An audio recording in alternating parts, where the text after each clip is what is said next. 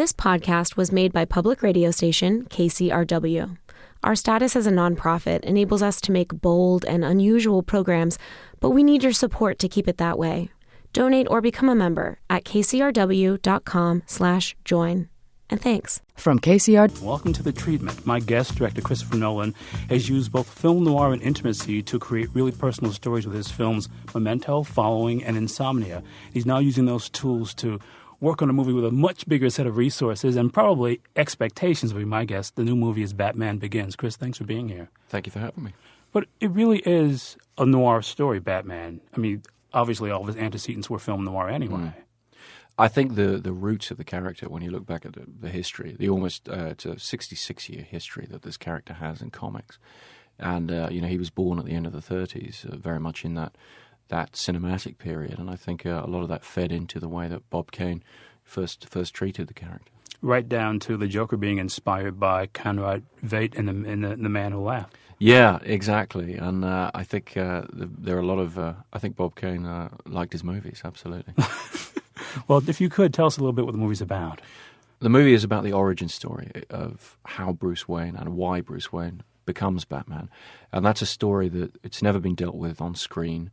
And even in the comics, strangely, there's never really been a definitive account of that origin.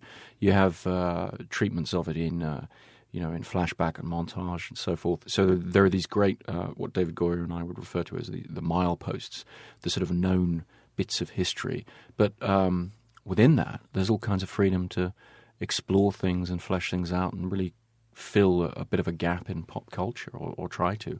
And that's what we've tried to do with this film. Well, to some extent, Frank Miller's Batman Year One, which is obviously an inspiration for you guys, does that a bit, but not to the extent that you do. Well, Batman Year One's a huge influence on the middle portion of the film and on the tone of the whole film. And it certainly sort of pointed us in a specific direction. But at the same time, Year One sort of picks up 45 minutes into our film, if you know what I mean. There's a whole section before Miller picks up his story that hadn't been explored, that seemed to me to be a very rich source of inspiration. And one of the fun things about the character, one of the great things about Batman is this sort of elemental nature, this kind of mythic quality that his story has. And I think the first third of our film, which really deals with his leaving Gotham and going around the world and finding the means to fight crime, essentially. I mean, there's a lot of, the Count of Monte Cristo, things like that. This kind of part of the story where the hero is forced or has to, abandon his kingdom, if you like, and discover himself and then returns changed. That's a really important part of the myth of the character, I think, but it hasn't really been addressed before. But one of the things that you were able to use, I think, in the way that you sort of depict characters, especially protagonists, is a self-destructive loner who really has to find a way to integrate himself into a bigger world and often doesn't find the way to do that in your previous movies. Yeah, no, absolutely. I mean, I like to joke, I'd been writing a script about Howard Hughes for about a year before I came onto this project, and when Scorsese's movie got going, I decided to find another strange billionaire driven by dark impulses. I'm thinking of the obvious noir influences on Memento and Following, where these really are characters who, against their better instincts, are driven towards these things that not only destroy their own lives, but the lives of everybody around them. And in a way, that's definitely what Bruce Wayne is about, too. Well, I think in a great tragic story, and I think Batman ultimately, in a lot of ways, is a tragic story, the tragedy is larger if it comes from the tragic flaw within. I mean, not to get too pretentious, but from Shakespeare and all the rest, it's something that has struck a chord with me. It's this idea that if the seeds of your own destruction really are internal, they really are coming from inside yourself, it heightens everything and heightens the sense of tragedy to do with everything. In the case of Batman and this story, it's a question of finding the positivity in it. It's a question of saying, here's a character, like the protagonists of my other films, I think, who is driven by extraordinarily negative things. But what makes him a heroic figure, and it's something we had to constantly bear in mind, is the fact that he's able to channel these negative impulses into something positive, into something altruistic, something relating to helping other people, rather than just the notion of personal vengeance. It's the treatment, my guest is director Christopher Nolan. His new film is Batman Begins. I guess I'm fascinated, though, because there is and I think sort of sublimated in the movie, this sort of perverse streak of this guy who really is kind of a horrible human being who makes everybody's life worse. I mean, that's sort of hidden beneath the heroic mythos of all of it. At least it seems to me. Don't tell anybody that before the film opens, for goodness sake. You know, it's a summer movie. There's something very, very negative about the thematic ending to the film in a sense, because there is this, without giving away too much, there is an idea that we got from the comics about escalation and about the fact that, you know, Batman's or Bruce Wayne's response to criminality is as extreme as it gets. That's going to prompt an equally extreme response ultimately. And so there is a sense of things being visited upon Gotham because of Bruce Wayne's actions. And that's something that I think is very important to the story. I mean, I find Bruce Wayne not to be unpleasant. I think he's damaged goods. I think he's a character that I wanted the audience to have a lot of sympathy for, and that's why we spend a lot of time showing what happened to him as a child and how he's arrived at where he is. There is a very hollow quality to the character that Christian's able to get across in the film, and I wanted that to haunt, you know, every frame of the film where we saw him. He really is, in a sense, a mythic character in that because of his existence, it does beget a worse set of circumstances for the city he's essentially trying to protect. Yes, I mean, he's a very complex, heroic figure.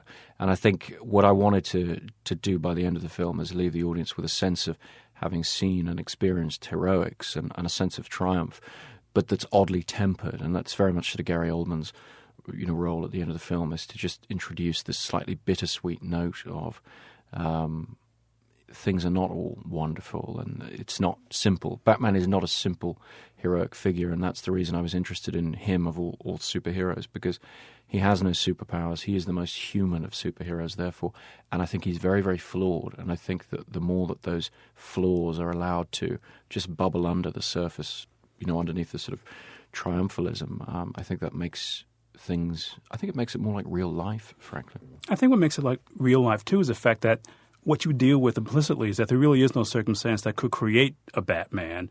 And so you actually have some guy whose altruism is really kind of a mask for his obsessive quality.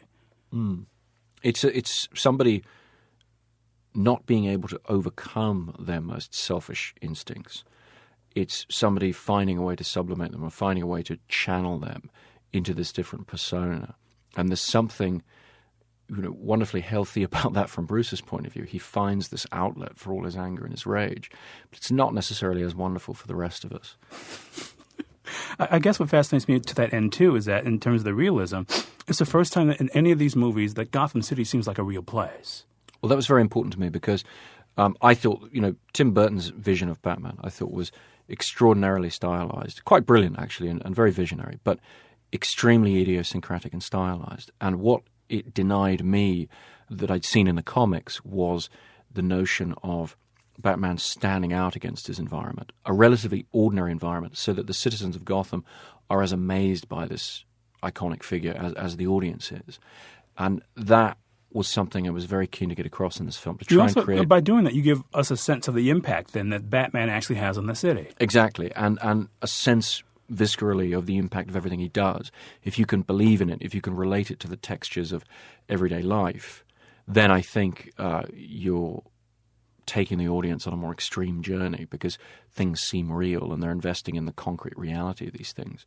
I mean, certainly Gotham is an exaggeration of a modern American city, but it's exaggerated not in the textures of it, but in the larger elements of it. You know, we looked at different geographical features like the elevated freeways of Tokyo, lots of elements of New York, Chicago, bits of London, Hong Kong, you know, the walled city of Kowloon, which was this terrible slum that was demolished in Hong Kong some years ago, when we've used that as the basis for our sort of worst slum area. So we were looking for these larger elements to express the exaggeration of socioeconomic elements that need to be there for the story, but have the textures always be contemporary and recognizable.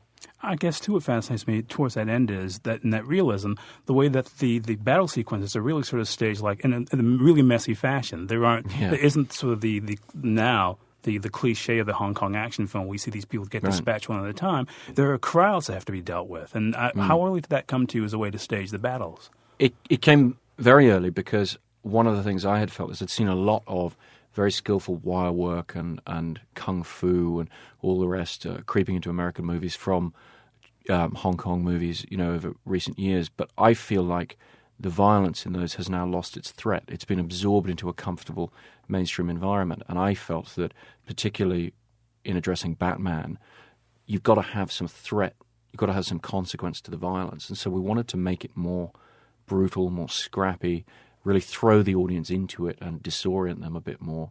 As Liam Neeson, he has a line early on when he's actually fighting Bruce Wayne early on and seeing that he's learned all these kung fu skills, and he says, very skilled, but this is not a dance, and then he headbutts him in a very nasty street sort of fashion and puts him down. And I wanted to have that very early on. I really try and clue people into the fact that what we're doing here is not the sort of dance-like kung fu that you could happily take your grandmother to see. It's something a little more vicious than that. Yeah, and that sort of sense of sort of viciousness, that sort of grim tone where things can't quite be sort of conquered, basically hangs over the entire picture.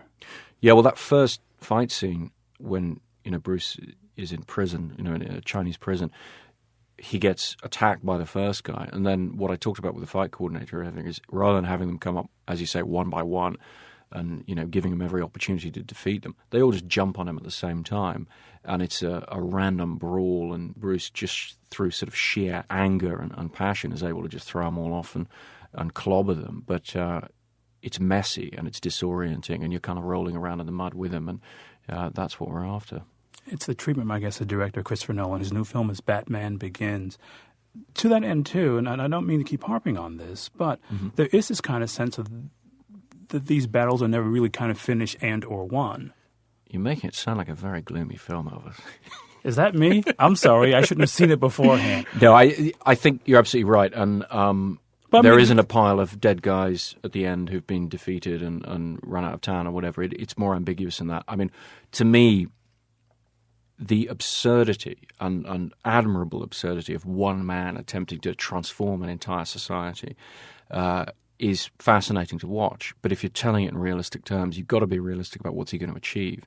For me, we spend a lot of time showing the symbolism, or the idea of the symbolism, almost political symbolism of the bat, and what the reasons are that Bruce Wayne adopts a symbolic persona rather than just fighting crime one-on-one. Because I thought the idea that in physical terms that he would think that he could literally take on all of Gotham's criminals was unrealistic and absurd. What it needed to be is that he felt by creating a symbol of the good standing against corruption, standing against the negative elements in Gotham that have brought it down, he would inspire a shift in society, that he would be the sort of the tipping point, the straw that broke the camel's back and changed things for the better, really.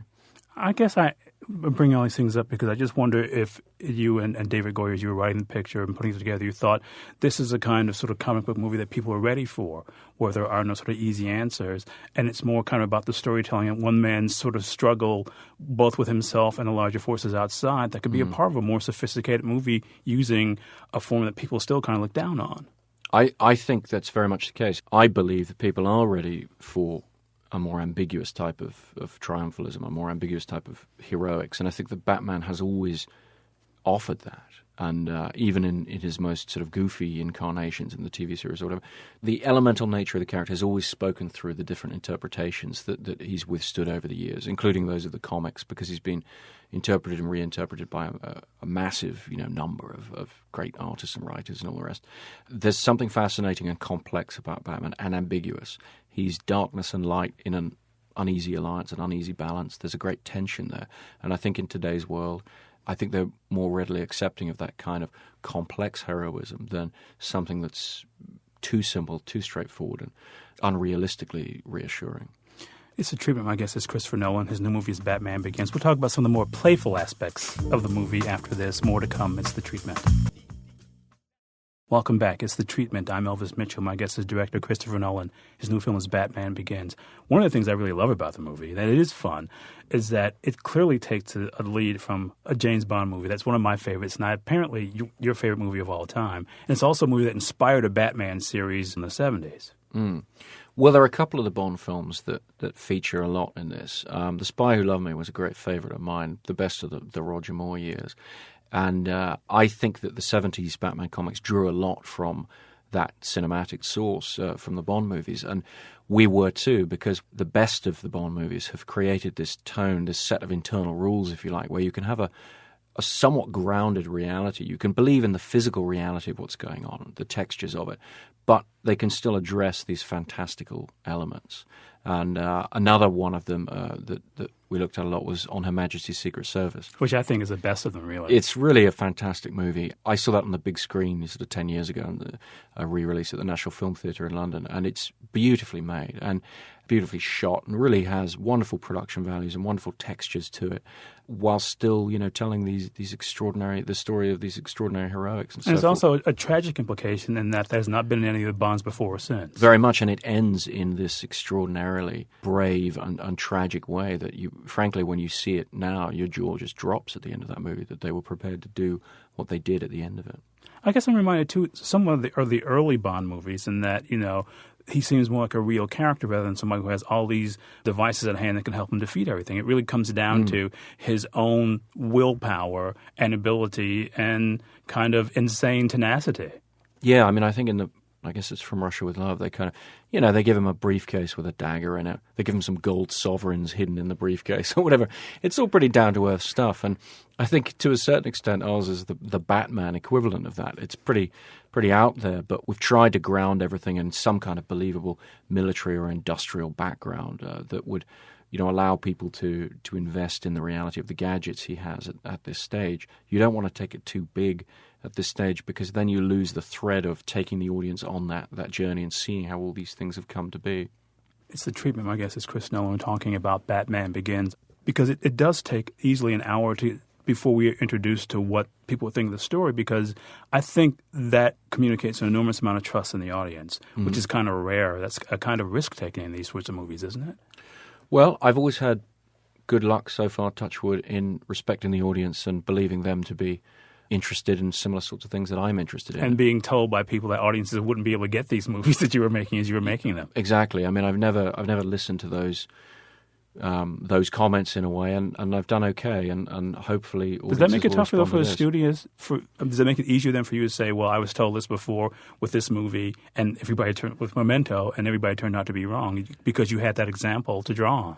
Well, I think when you're making a film as big as this one, I tried not to pull out the art film, Memento card too much, because that's not necessarily the kind of comparison they're looking for. But it's a film that succeeded against an enormous amount of naysaying by people who made presumptions about the audience's intelligence and appetite. Absolutely. And there is definitely an argument to be made on a larger scale on different terms for the same thing. But I didn't really have to make that argument much on this film, because the truth is, because the franchise had been left in what the studio considered to be, a bad state, the studio was demanding a very, very fresh approach.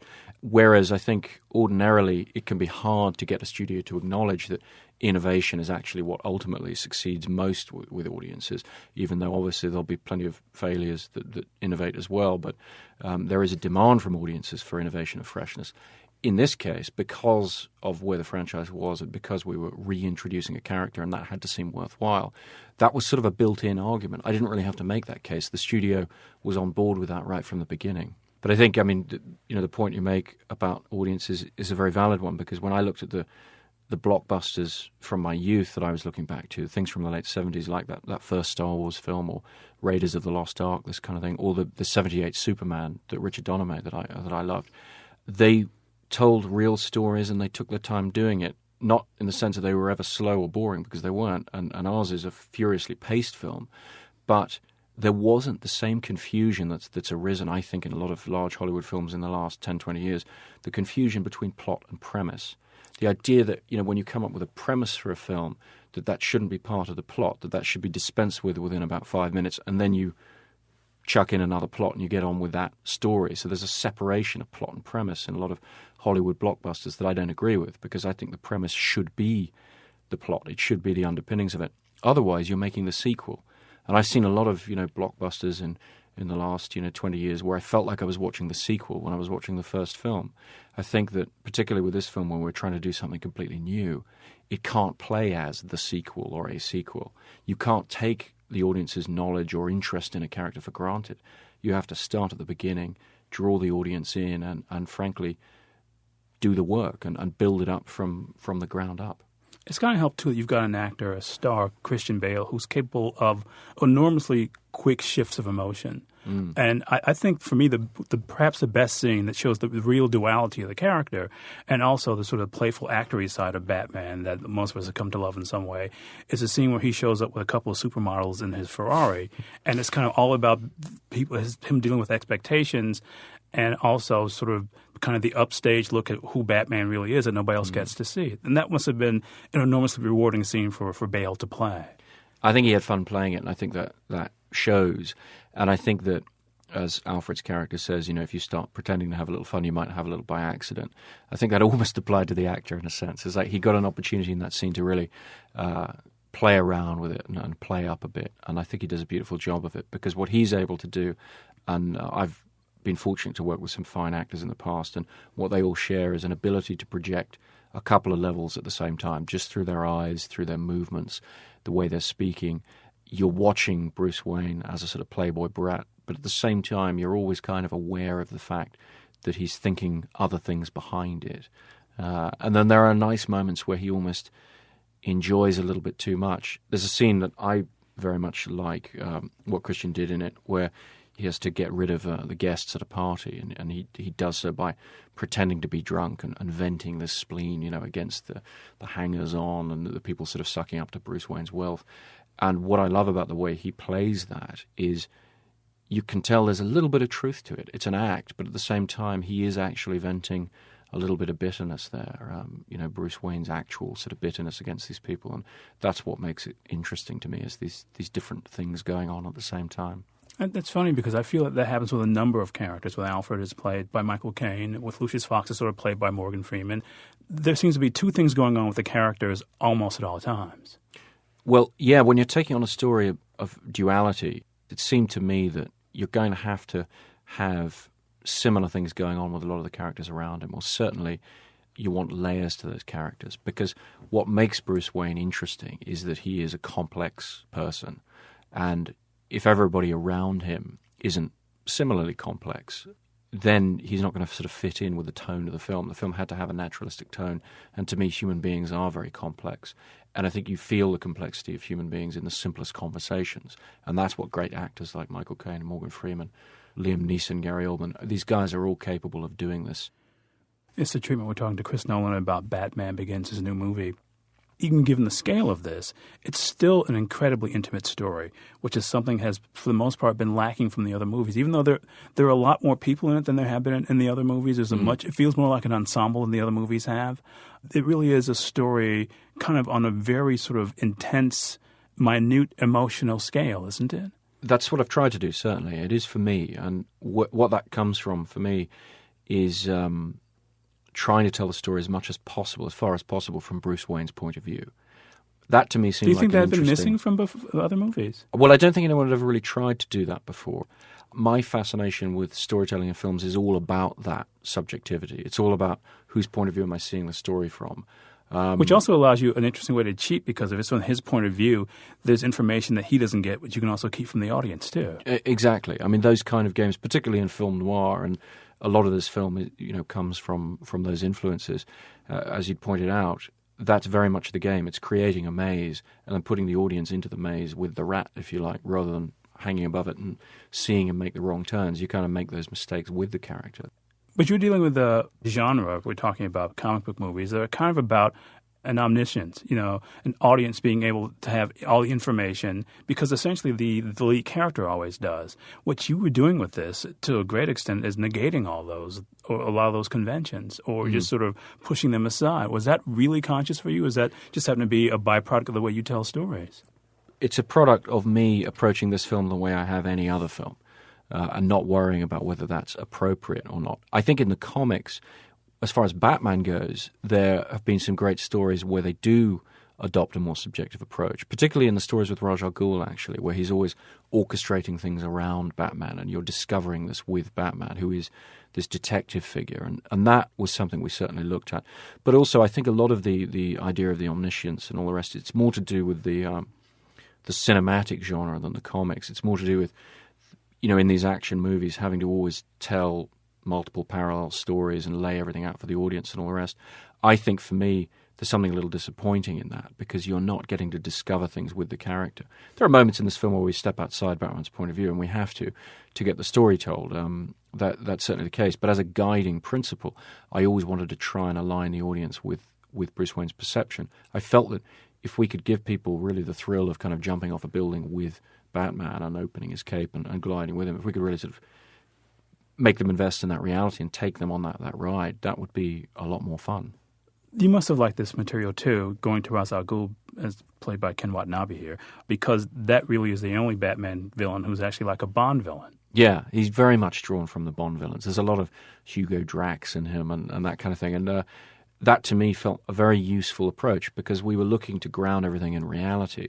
A lot of the more exotic Batman villains, or more obviously what they refer to as the transformative villains, who drew a lot from the Dick Tracy comic strips at the time, that's a very hard thing to place into the terms of storytelling that we've set up in this film. Whereas Ra's al Ghul, who is a great Batman villain from the 70s comics, he actually fits pretty nicely into that Bond villain mold. And the best of the Bond villains were very colourful and very interesting in their own right, but they never overshadowed Bond.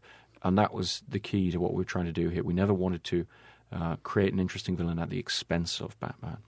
Especially in the comics, he constantly refers to Batman as detective, which is both kind of an assessment of Batman is, but also a diminution of Batman as compared to the power of Ra's al Ghul. Yeah, very much. We tried, I think, through this idea of subjectivity and through the idea of having a very noirish, complex thriller plot in the middle of the film with various reveals of the sort of hierarchy of villainy, if you like, and Batman discovering these things as he goes. We tried to get across the detective aspect of Batman that I hadn't really seen done before, other than in a hardware sense, other than him being at the computer in the Batcave or whatever and figuring something out. But I'd never really seen him kind of case the joint, if you will, and go in and discover something and interrogate somebody and this kind of thing. We wanted to get those beats in because I felt that was an interesting aspect to his character that had been lost from the comic books. Well, I think it really is an extraordinary movie, and I'm glad you were able to stop by to talk about it. Well, thank you very much. My guest is Christopher Nolan. His new movie, which is a lot of fun in addition to being, well, about some darker elements, is Batman Begins. Our technical director at KCRW in Santa Monica is Mario Diaz, with technical assistance from Lashik Wojcik at Carnegie Recording Studios in New York. Bob Carlson is the editor. Mary Holdridge is the producer. I'm not the Dark Knight detective. I'm Elvis Mitchell. It's The Treatment. An audio archive of this and other programs can be found at kcrw.com. For questions and comments about The Treatment, please email us at thetreatment@kcrw.com. The Treatment is produced and distributed by KCRW Santa Monica.